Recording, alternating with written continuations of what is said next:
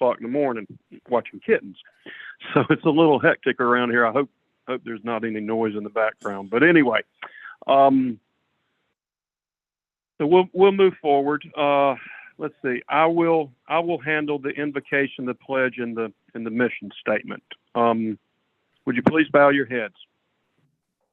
Lord, thank you for the privilege of serving the children of South Carolina so that they have an opportunity to get an education that allows them to experience and exhibit the talents that you have given them.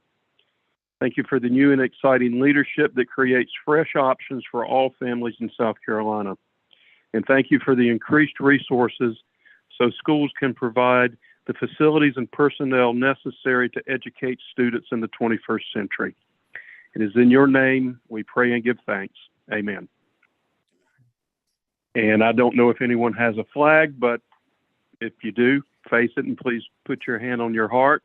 Mr. Chairman, we actually have a flag in my background, so everybody. Oh, okay, good. Well, I'm on my phone. I'm on my phone. I couldn't see it. All right. I pledge allegiance to the flag of the United States of America and to the republic for which it stands, one nation, under God, indivisible, with liberty and justice for all. Thank you. All right, now I'll read the mission statement. The South Carolina Public Charter School District authorizes, champions, and supports the creation and advancement for innovative K-12 public charter schools that provide access to academic opportunities for every student in South Carolina to reach their fullest potential. Thank you. Mr. Secretary, would you call the roll? Mr. Butcher. Sorry, I'm here. Looking for the mute button. Okay, Here. Mr. Miller. Here. Mrs. Mosteller. Mrs. Mosteller, not here.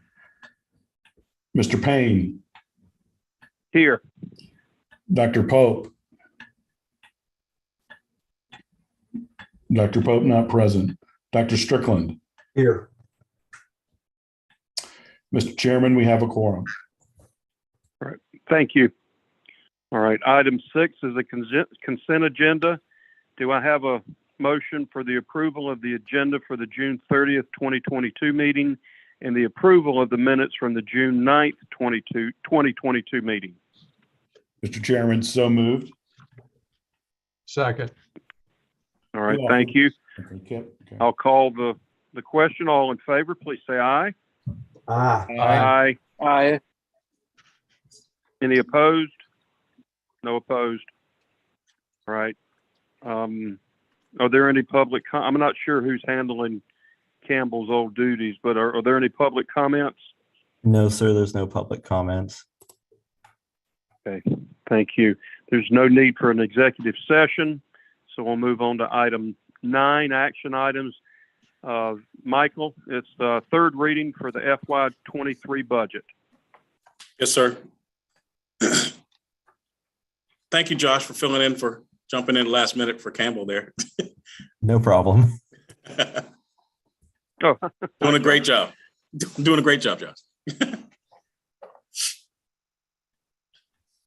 Josh, can you put up that PowerPoint on third reading?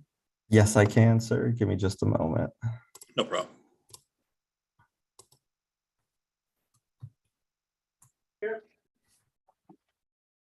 how are you, sir?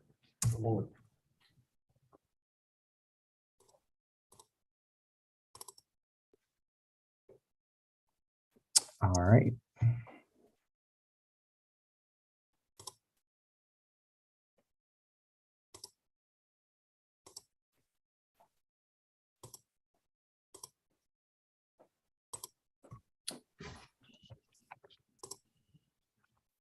Thank you, Josh. Yes, sir. Mr. Chairman, members of the board, present third reading for the FY23 budget. This is truly an exciting budget this time of year. We're at June 30th, so we're closing out this year and entering a new budget year.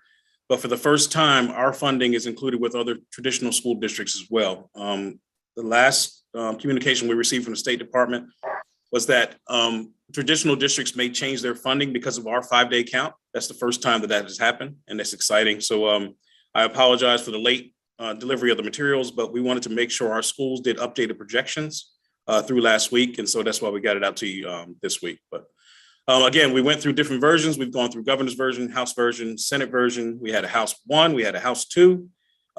They finally settled that House 1 version with Senate weightings. And so again, the funds follow the student in the new funding model. You can go to the next slide, Josh. So where we ended up. This is based on our new projections for the new year with our schools. Okay. The new funding formula is 183.4 million, or 3.66 in 2% funding on that. And then EIA is 963,000 for a total of 19,265. The total revenue for our district and our schools is 184,436,798.85, and it equates to a 3,688,735.98 in district office revenues. Next slide. Again, no changes in priorities. We again are doing a 3% cost of living raise for staff. We still see a rise in employee benefit costs. And then also we're investing in contracts and services to support organization development. And then travel costs, again, going up as well. The IRS has actually increased the per diem amount starting new year. So we've seen an increase in travel costs related to that and fuel as well. Next slide, Josh. Okay, this covers our object level expenditures. Salaries of $1,606,765. Benefits of $576,079. Purchase services of $750,000. We've seen an increase there related to our contracts. Property services of $175,000. Travel costs, again, going up about 10%, $125,000 on travel. Other services are really our contracts related to instructional services, materials, and data processing of $320,000. Supplies, again, increased $80,000 there for that 9. And capital outlay, we moved, again, over to the capital reserve fund for this year. And then other objects is mostly our membership dues and fees of $65,890 for a total of $3,698,735.98. That is a 7% increase over our prior year budget. Josh, you can go to the next one. Okay, sorry. This lists our revenue and expenses summary. Back up to that one. Yep, you're good. Okay, total revenues of $3,698,735.98 as compared to our total expenditures of $3,698,735.98. Again, equalizing the budget, a 7% increase in revenues and a 7% increase in expenditures over the year. You get the next one. Mr. Chairman, that completes the third reading of the FY23 budget. All right. Are there any questions for Michael or the superintendent from any board members? All right. Do I have a motion? Mr. Chairman, I move that we accept the third reading of the June 30, 2022 budget for next year. Thank you. Need a second? I'll second. This is Jonathan. Okay, thank you, Jonathan. Is there any board discussion? Having none, I'll call the question. All in favor of accepting third reading of the FY23 budget, please say aye. Aye. Aye. Any opposed? No opposed. All right, thank you. And Michael, now item B, the FY22 budget amendment. I should throw up that one page of PDF. Okay, should be up now. Perfect, thank you. Yes, sir. Okay, this jumping back into FY22 now. So this is the amendment where I was telling about last month about cleaning up some lines based on division budgets. So all this does, you'll see the total leadership budget. It does not change the division budgets. It just makes adjustments within the division to clean up some negatives. So total leadership, you see some adjustments there. One thing you'll note is there's been a change in benefits throughout the year. Of course, benefits are going up. So in every division, we've seen a change, an increase in benefits. So we had to make some adjustments in that area. So total leadership, you see the adjustments there of 67,000 and then a 15,000 and 50 and a 2,500. does not impact the budget for that division. The remains at 12%, and I projected out for the end of June 30th to remain out the remaining amount for the year. Charter authorizing, you see some adjustments in there. Total charter authorizing budget does not change. It's still $1,168,533 or at 22%. Scroll down some, Josh. LEA programs, you see two minor adjustments there. The budget still is at 36% or at $238,908. And then financial services, a couple adjustments in that area. We're still at 19% there for a total budget remaining at 21% as of May 31st. The second part of this amendment is, remember we went to the board and we asked for the money for the building. It was $1,505,988.73 back in September. What this does, this does request additional $750,000 to go in the capital reserve fund for one-time costs that affect and impact our building. For instance, we have 4 AC units that are down that we have to get replaced. We have some stucco that needs to be replaced on the front of the building, things like that. One-time costs that come out of the general fund, and we will place those in the capital reserve fund to keep the general fund only operating on the general recurring costs of operating the building yearly. So our beginning fund balance was $4,108,348. We did the initial investment of 1.5, requesting additional $750,000 of upfit investment. That will put our projected fund balance at $1.8 million. If you think about the budget we just approved for 3.6, that'll put us right about 50% or 6 months of fund balance. I put the test down here that the State Department requires. I don't agree with the test they require because it's too low. What you actually do is you take your previous budget, you multiply it times 8.33%, and that's only the required fund balance they require, which is 1 month. That's way too low. I think we should be in around 3 to 6 months. So this 1.8 will put us right at 6 months with fund balance in our capital reserve fund. Mr. Chairman, that completes my budget amendment request.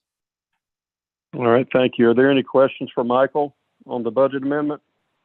Mr. Chairman, this is Kip. I want to ask about the upfit investment of $750,000. That is a sizable piece of money, amount of money. I'm not questioning it. I am questioning about getting updates on how that money is being spent. Yes, sir. I don't want to get in the weeds about it. I don't want to know about a $20 expenditure for light bulbs, but that's a lot of money. And I think, the board needs to have, at least knowledge of how that money's being spent.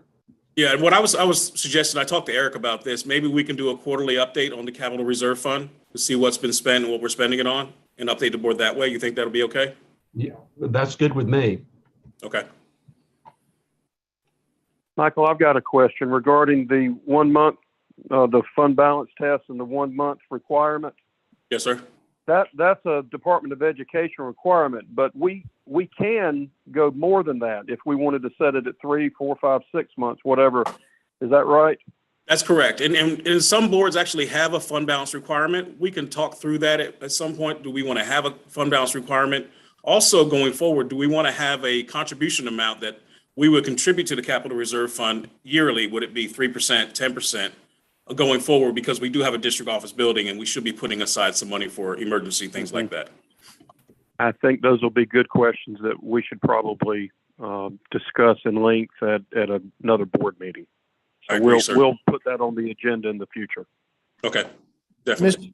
Mr. Chairman, another thing that we can do for the board, we are actually going to be working on a whole new version of a dashboard that will include financials, academic performance, governance, compliance by the district and by our schools. And the new dashboard, what we can do as well to accommodate Mr. Miller's request is to have a section on there about, any kind of upfit investments, large expenditures, things like that, so that every month the board will have an easy way of kind of seeing the whole dashboard of the district and keep track of all these things. Very good. I think that's wise. Are there any other questions from the board on the budget amendment? All right, having none, I will call the motion. Hey. All in favor, please say. Don't we need to make a motion to accept it? Oh, I'm sorry. I thought we did that. I apologize. I've got I'll make a dogs motion to running around. accept. We, I apologize. That's okay. Okay, so we've got a motion. Do we have a second? Second. All right. Are there any further discussion? All right, all in favor of the FY22 budget amendment, please say aye. Aye. Aye. Any opposed? None. And again, I apologize. I've got a cat that I'm not a cat person, and 5 kittens and 3 dogs running around here, so I was a little distracted. I apologize. But, Mr. Superintendent, do we need to handle anything else today? No, sir, but I would like to recognize Dr. Billy Strickland. This is his first board meeting. Dr. Strickland, it's an honor and a pleasure to have you as a member of the board. We're excited about the perspective that you'll be able to bring to the district, having served as a superintendent, a principal, a teacher. Your wealth of experience, your network of colleagues around the state, and your knowledge of public education is much welcomed, and I look forward to collaborating with you. Thank you. I appreciate the opportunity to being with you and being a board member, and I know that you're in good hands as I listen to the budget. And Michael Tom I've known Michael and his reputation for many years. Now I'm not saying he needs a raise or anything at this time. No, I'm only kidding. His reputation and all of that is wonderful. And I think I didn't make a comment, but the forethought of not agreeing with the minimum from the State Department is something that's good foresight and very conservative finances that I think that I certainly appreciate, because you will always stay in good financial shape with that type of thinking. Thank you, Chris, and I appreciate being a member of the board and this very outstanding staff. And at a later time, I will tell you stories about not the board chair, but John Payne, the student of mine when he was 14 years old, and Julie Iacone, a former employee of mine. So it's some very familiar faces, and I'm glad to be here. Thank you, Dr. Strickland. Mr. Chairman, the only a few other things. Mr. Miller and Ms. Mosteller were both approved by the South Carolina Senate this past week, so they're reconfirmed for their terms. And then I've also submitted a request for Dr. Pope to be reappointed by the governor, and they'll be working with her on that process again this summer. And then real quickly, I'd like to go around the horn and call on my leaders to recognize any of their new team members that are on this Zoom that were not with us last time. So I'll start with Emily Paul. And it looks like we lost Emily. So Emily Baker, I'm gonna call on you. Anybody that's new. I know we got 2 screens here. Emily Paul's on. She is still here. We do not have any new team members on the call today, but we do have 2 new team members that will join our team on Tuesday.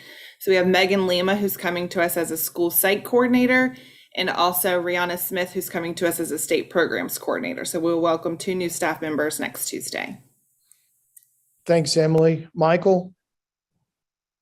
Yeah, we have new team members, but actually Julie Iacone was promoted into LaPrecious's position. So that becomes effective July 1. So welcome, Julie, to the Financial Services Compliance Administrator. And then John R. Payne. Yes, sir. So I believe, Mr. Chairman and board members, you met, of course, Josh Finley last month, who is our new data manager, and we're also excited to introduce to you Diana Kingsbury. Diana is our new coordinator for authorization and development, and will be working in tandem with Kristen Farmer, who is our director of authorization and development, as we support the schools within our portfolio. We're excited to have Diana. She was a 4th grade teacher and has jumped right in and jumped into the thick of it with us. So we're excited. Mr. Chairman, that's all I have. Thank you. All right. Thank you, Chris. I'm glad that our team is is growing. It's being promoted. Our board is staying together. I was fortunate to have my appointment extended, so I'm honored and privileged to do that, and I look forward to going on several more years with you. So I'm excited. There's a lot of new change in South Carolina coming as far as education, and I'm glad that that we're in the middle of it, and I look forward to seeing what we can do to improve educational opportunities for kids across the state. All right, we do not have any more action items. So with that, we will adjourn this meeting, and thank you all for your hard work. Thank you. Thank you. Have a great day.